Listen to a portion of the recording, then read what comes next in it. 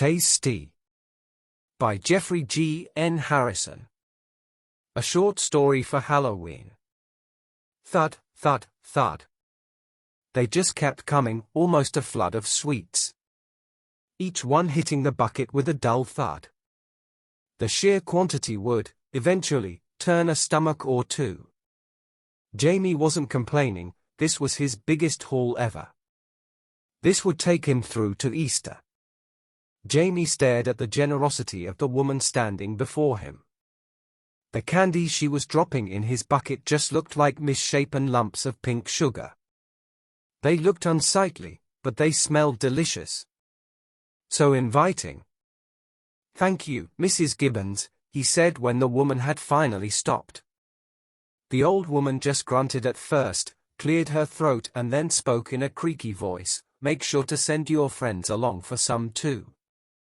She then smiled a creepy, awful smile that Jamie could not look at. "And make sure you try that candy," she added. "Try the candy," said Jamie to no one in particular. "Not yet. Not until I am home and I've counted it all out."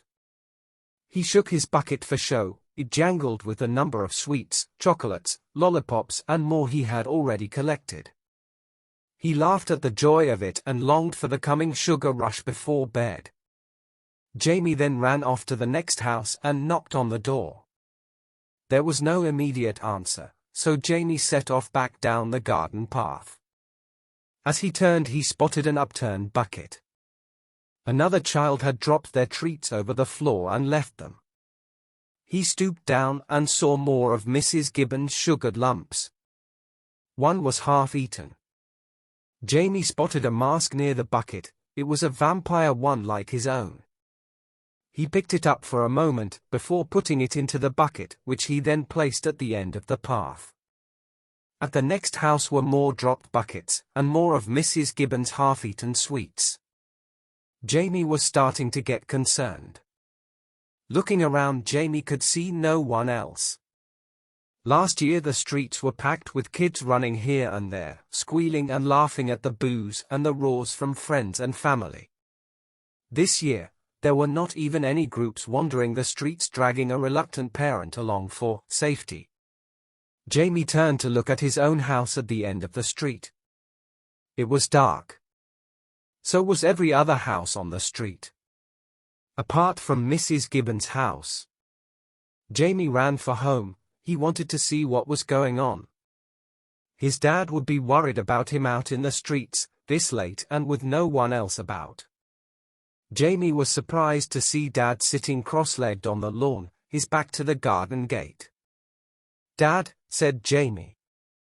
Dad grunted.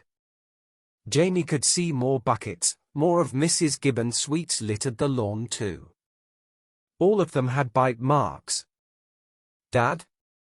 What are you doing?" said Jamie. He could not hide the quiver in his voice.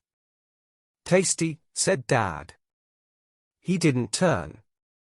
"Are you eating the things Mrs. Gibbons is giving out?" "Dad?" "Very tasty," was the reply. Dad picked up another sweet. "Dad, you're scaring me." "What are you doing?" said Jamie. "There's only one left now," said the creaky voice of Mrs. Gibbons from behind Jamie. Jamie turned slowly to see all the adults from the street staring at him.